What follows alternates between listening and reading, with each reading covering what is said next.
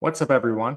Matt Gajewski here, back again talking college football. And today we are going to break down the Clemson Tigers very early in the spring. It is April 16th. Transfer portal just opened, but we'll continue to do these all throughout the offseason. If there's a team you want to hear about, let me know. And if you like the video, like and subscribe. All that helps the small channel a ton as we try to grow these college football videos. So let's get into it. We have Clemson on deck, the controversial Clemson Tigers. We're going to start with last year's results. Here's some efficiency metrics for you guys. Clemson, they went 10-4, backdoored their way into a playoff spot, and dropped a semi-close game to Texas. They ended up losing by 14 points. But let's go through the regular season. They got absolutely slaughtered in the season opener against Georgia, 34-3. Then they proceeded to play a slew of teams that didn't make bowls or barely squeaked into bowls. Appalachian State, NC State, Stanford, Florida State, Wake Forest, Virginia, all those teams ranked outside the top half of the country in terms of power rankings. Then drop a game to Louisville by 12 points, beat Virginia Tech by 10, have a crazy come-from-behind win against Pitt, a game they arguably should have lost, before they dropped a game to South Carolina at the end of the season. And then, of course, in that regular season finale, Miami's also playing, loses, and opens the door for Clemson to come in and then win the ACC championship. And that was how they had to get their playoff spot. They had to have a Miami loss, and then they had to outright beat SMU in the ACC to get into the playoff. And that's important because Dabo Swinney has sort of run this program not into the ground, but it has taken a step back in the national picture because of some of the choices the program has made. Overall, his body of work looks fantastic. 180-47, that's his record since taking the job in 2009. National championships in 2016, 2018. He lost a pair of other national championships. But prior to last year's playoff spot, he hadn't made the playoffs since 2020. A lot of the metrics have suffered for this team. He's notoriously not used the portal. Recruiting rankings have dropped. Maybe next year they'll fix that, it appears. Their 2026 class looks pretty good. But he's had to change his staff a few times. Obviously, you lose coordinators like Venables. He goes to the in-house replacements. They fail. He cleans house. And now we have Garrett Riley at OC. He's entering his third season. Previously, he coordinated SMU and TCU's offense. I think you could argue these offenses have been underwhelming. He finished 91st in his first year and 42nd last year. Sure, positive trajectory. They're improving, so that's positive. Perhaps Riley can take them a step further. He should. Everyone's back on this team. More on that later.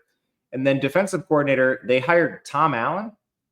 He previously coordinated Penn State's defense last year, but I find it at least a little concerning the Nittany Lions opted to poach Jim Knowles rather than run it back with him. So Tom Allen is there. He's former head coach. There's a lot of experience. But there are some questions with the team overall. And I mean, you can just look at the screen. They return a lot of production. We're going to talk about each player individually. But on the offensive line, especially 58th in pass blocking, 92nd in run blocking was a big concern for this team. Defensively, like they just need to be better considering all the talent. The 27th best defense is not going to win you a championship alone, especially when you have other weaknesses. I thought they would honestly be worse in coverage than they were and worse on special teams. That's kind of a feather in their cap at the very least. They weren't quite as bad there as I thought. But on the recruiting stuff, whoops, went the wrong way. Not the schedule yet. Here is where Clemson's recruiting has come in the last 3 years. The graphs on the bottom are retention of these classes. And the retention is good for Clemson. They're not your typical, they're a culture team. They have good retention. Guys want to stay there. Guys go there for a reason. They've developed. They have good NFL output generally. But they're 26th in recruiting this year, 4th in the ACC. They finished 11th the last 2 years. And it looks like they've sort of righted the ship in 2026. Those recruiting rankings are very early. But this is just not a national championship base that you're dealing with in terms of talent on your roster. And it's reflected. I mean, this team shouldn't have made the playoff last year. And their last playoff appearance before that was in 2025. So it is what it is. Let's go to the roster itself. We have our data usage tool behind the screens. Right now, players in yellow transfers, players in the pinkish red are injured. And Clemson held a lot of guys out of their spring game. I didn't want to just go and individually list every single player that didn't participate. The whole team would be in pink here. So I didn't do that. Then we have snaps the last 2 seasons. The player rating it's a formula that weights your recruiting ranking and then your on-field production over the last 2 years. The more you've played, the less your recruiting ranking is involved in that. So here's where we have the Clemson 2 deep. They're returning a lot of players. And it starts at the quarterback position where Cade Klubnik is back for his 3rd season. He saw a huge step last year. 63.5% completion percentage. And he threw for 3,600 yards, just over that. 7.5 yards per attempt, 36 scores, 6 interceptions, 28 big-time throws, 13 turnover-worthy plays. Saw the mobility return. If you remember, he sprained an ankle really early in 2023, never was able to overcome that. Last year, he rushed for 463 yards, nearly 4 yards per carry, finished as the 7th most efficient QB in college football. So an awesome body of work for Klubnik. He now returns for his senior season. So hopefully health is the only thing that could limit him. Behind him, they do have a 4-star, Christopher Vizina. He's on the roster. He's been there since 2023, where he was the 77th ranked player. Hasn't needed to play lately, so this is a good sign for Clemson. You're at least a little deep at the quarterback position. Running back is a little bit of a concern for me. You probably are turning to youth with Phil Maffa heading to the NFL. They do have a 4-star freshman, Gideon Davidson, already with the team. And he allegedly, according to reports, has ascended the depth chart.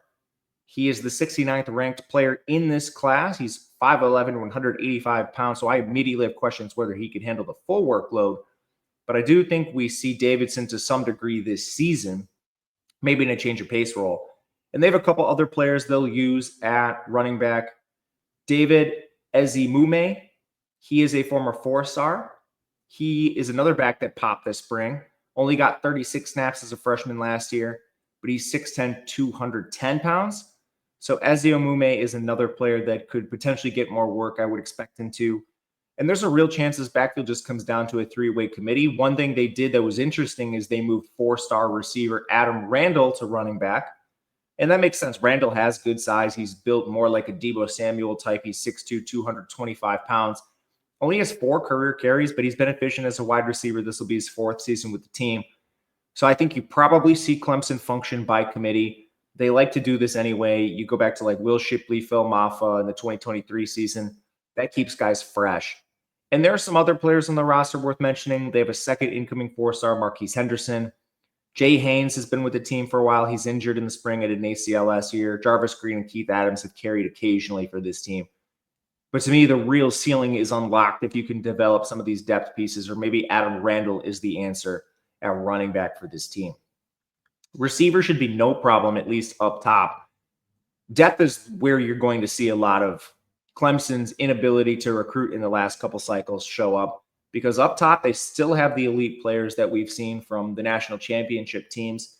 And they finally found some receivers. TJ Moore and Bryant Wesco, last year's 5-star and 4-star, came out a little slow, but once they started playing, it really changed the dynamic of the passing attack when we finally got like Cole Turner off the field, Troy Stellato. So finally, we have our stud freshmen, now sophomores. TJ Moore is 6'3", 200 pounds, caught 45 balls for 650 yards and 5 scores. Pure perimeter receiver, 1.9 yards per route was solid for a freshman. Bryant Wesco was even better. He's 6'2", 180 pounds, 41 catches for 707 yards. He was out wide 88% of the time, 2.2 yards per route, so even more efficient. And these two, their skills blended nicely with former 4-star Antonio Williams, who primarily played in the slot. Williams broke out immediately as a freshman for this Clemson team with 604 yards, got hurt in 2023, but last year he rebounded 75 catches, 904 yards. And he's not small either for a slot receiver. 5'11", 190 is pretty decent size.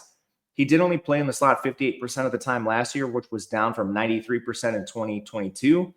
But just with Moore and Wesco on the roster, your best configuration of a receiver room probably just has Williams in the slot. And maybe he'll split time with Tyler Brown. Tyler Brown got hurt last year, but he was Clemson's 2023 leader in receiving, 531 yards on 52 catches. He's another slot receiver at 5'11", 180. From there, depth is the biggest question for me. Cole Turner's played a little bit at times.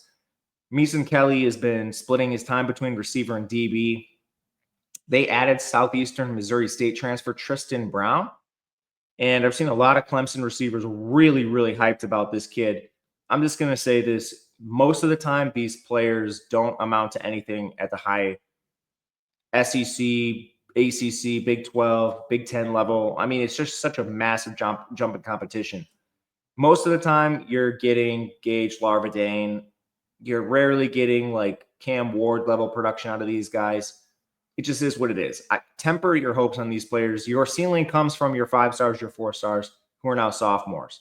And for Williams, a senior. It's not Southeastern Missouri State transfers. For depth, amazing. Anything more than that, I think you're getting your hopes up too far. Tight end. Jake Briningstool's off to the NFL, so now you're probably coming down to a couple of 4 stars. Olson Pat Henry, 6'3", 240 pounds. He had 9 catches last year, 308 snaps. He was a big blocker for this team. Over 50% of the time he blocked. And that was because they used Josh Sapp as their situational receiver. He's really undersized. 6'1", 225 pounds.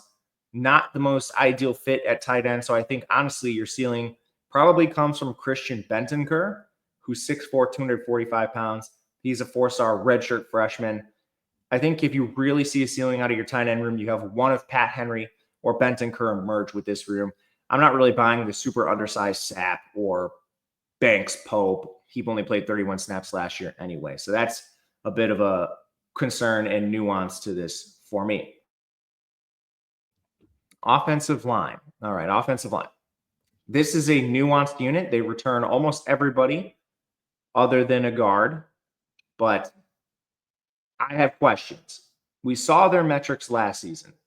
Outside the top 90 in run blocking, outside the top 40 in pass blocking. Why is that? A lot of returning starters last year, and they have a lot of those guys back this year. They flat out need development.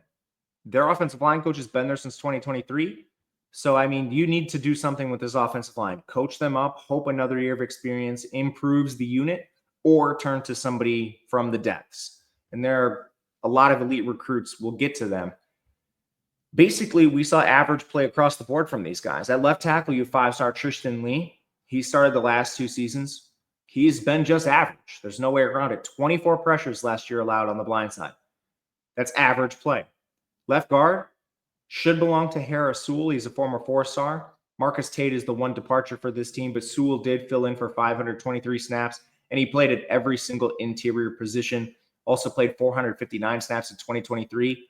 His metrics were slightly above average. You go to center.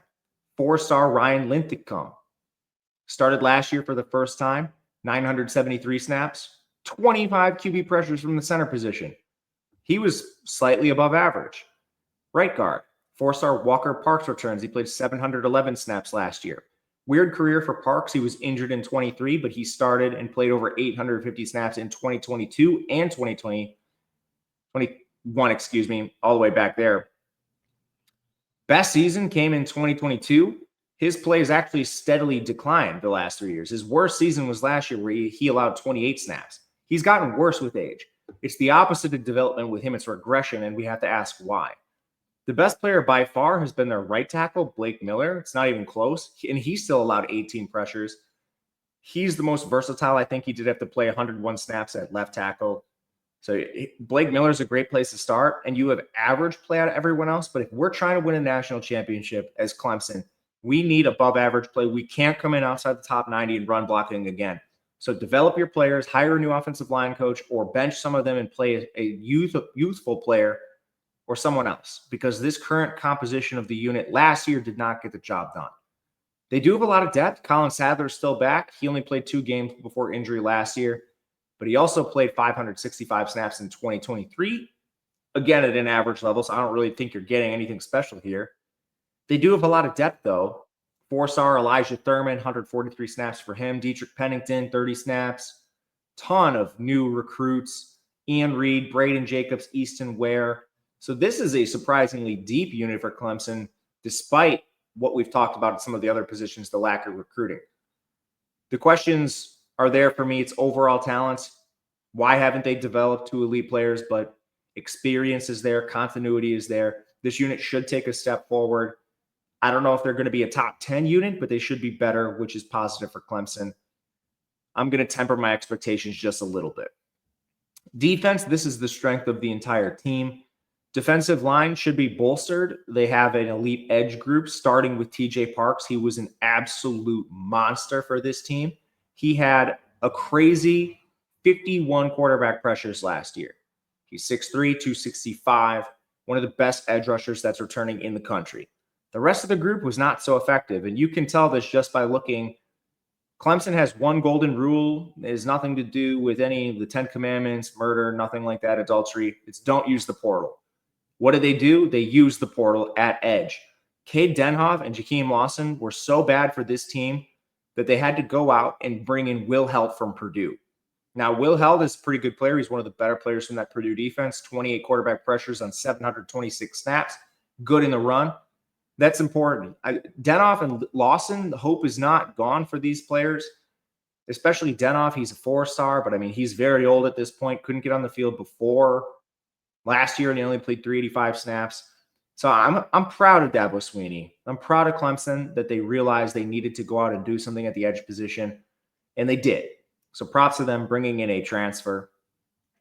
From there, we have a 4-star freshman in Ari Watford for depth. I think he could potentially play over Denhoff or Lawson right away.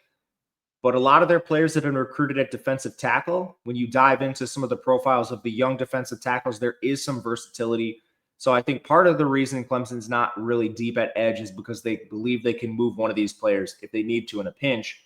And one guy they could do that with is an incumbent defensive tackle, Peter Woods. He's 315 pounds, but I couldn't believe where he lined up on the defense last year. We saw him playing out wide. We saw him up at 5 technique, over guards, straight up at nose tackle at times.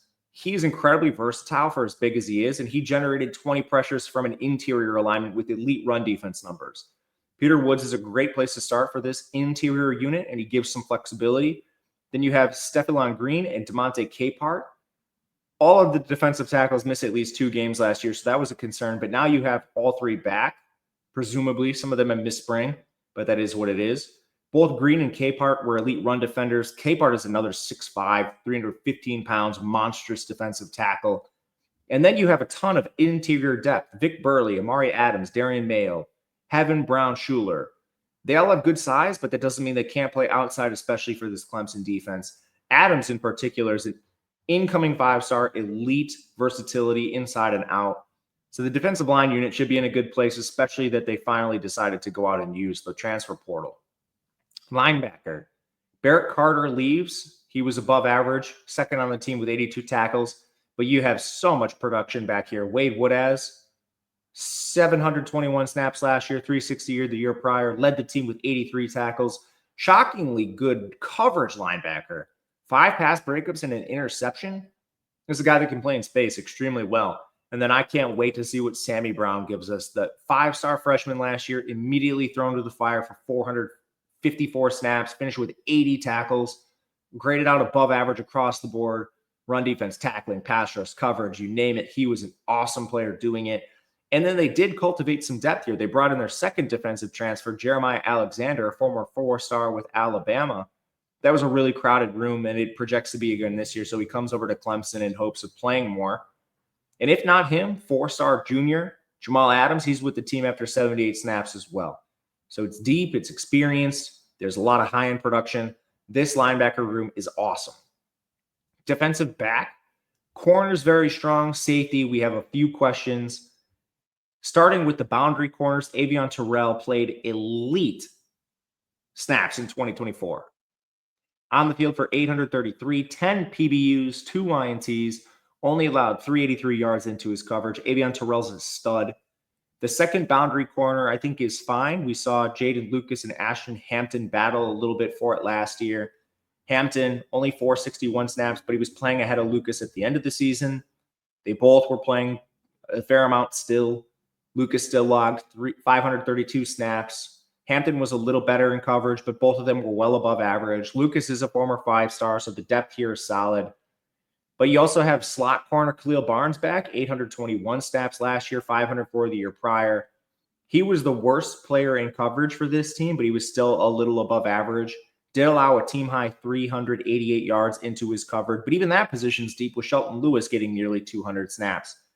I think they might want to consider moving one of these corners to safety because safety is not quite as deep with R.J. Mickens being gone. However, it might not be as easy as that because Clemson does some weird stuff on their defense. I'm interested to see how Tom Allen changes this. Last year, they were playing one safety in the box at one of the highest rates in college football. So I'm curious to see if that continues. But the one returner they have, Kylan Griffin, 376 snaps, above average play, but he was not good at run defense. He had a missed tackle on over 15% of his attempts. So I don't know, maybe one of your corners can play if your defense is a little different. But if you're playing similar defense to last year, the other safety spot's even more of a question for me. Probably comes down to either four-star Ricardo Jones or nepotism's finest, Tyler Venables. Venables played more snaps last year, but he was easily worse than Ricardo Jones. We've seen Dabo Swinney make these mistakes before. So I don't know. I have at least some concerns with Venables getting on the field, but who knows? This is a pretty deep unit overall. 4 stars, Rob Billings, Corian Gibson, Tavoy Fagan, Ronan Hannafin, Noah Dixon, Kylan Webb, all still with the team. So I think defense overall is going to be very strong for Clemson. One concern for me is still special teams. Nolan Hauser did beat out Robert Gunn at kicker. He missed 1 extra point, 18 of 24 on field goals, did miss from kind of every length. But Gunn has been even worse. So, I mean, this is a slight concern, but even with the same guys, they were 34th in special teams last year. So that should be worth noting. Let's bring us to the schedule quick for Clemson, and then we'll get out of here. Week 1, they open with LSU. Very tough game. Probably one they're going to be an underdog in. It'll be close. LSU has some concerns. We'll talk about them in a future video, but extremely hard game to open the season. Then you got Troy and non-con, one you should win. And then immediately, because of Clemson's weird schedule, you play 2 non-cons to close the year. So week 3 is immediately into conference play, and you travel to Georgia Tech. It's going to be the best version of Georgia Tech we've seen in a few years. They return a lot, and they've been spending money. So, I mean, that is going to be at least a concern. Syracuse is an interesting team after losing McCord, and luckily you get that game at home, but it's not the Syracuse of old. They've invested money into their team. They have a bye week after that. Then 2 straight road games, travel to North Carolina to Bill Belichick's team. No idea what we see there. At Boston College, should be a win. But week 8, you go to SMU, who returns the core of that team that made the playoffs. Week 9 bye. Duke should be a layup. Florida State is a little better. Louisville is always a competitive team in this league. That's a road game. And then you close the year at South Carolina, where you're probably an underdog. That might be a little presumptuous. Maybe it's close to a pick 'em or something. Week 14, it's very different. You have your look-ahead lines at the beginning of the season, and then injuries play a role. Last year, Clemson was worse than we expected. South Carolina was better than we expected. So the preseason line was much different than the Week 14 line. But all I'm trying to say is that's a very competitive game. When I look at the schedule, I think you have 2 very difficult games in LSU, South Carolina. Wouldn't be surprised to lose either. And then 3 or 4 games of a middling caliber. It's Georgia Tech, SMU, Florida State, and Louisville. Wouldn't be terribly surprised if Clemson lost any of them. But overall, this is a very good Clemson team. This is their best shot. They either need to win this year, make the playoff this year, or change something fundamental about their program. Recruiting, transfer portal, I don't know what the answer is. But Dabo Swinney has struggled of late compared to expectations. And now's his chance. His whole team is back. If he can do something this year and then right the ship with transfers or recruiting, maybe you're looking at Clemson returning to form. I'm not sure I see it yet, but we'll continue to monitor this team throughout the spring, winter, and summer as we get into the regular season. But thank you guys for watching. I'll be back again probably tomorrow with BYU's on deck. Let me know if there's a team you want to see. Until then, good luck. We'll see you later.